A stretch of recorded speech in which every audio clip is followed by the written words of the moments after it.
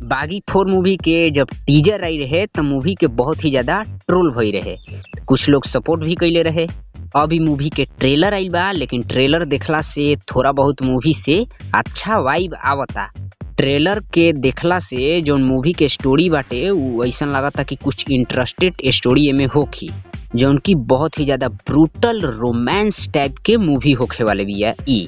हाँ, मूवी में अभी भी बहुत सारा निगेटिव चीज देखे के मिलता, जैसे कि जोन ब्लड देखे में लागता एकदम नकली टाइप पे लागता, और ये जोन टाइगर वाला जोन VFX बाटे नु उ थोड़ा लो टाइप के, बहुत ही ज्यादा एकरा में सुधार के अभी जरूरत बा।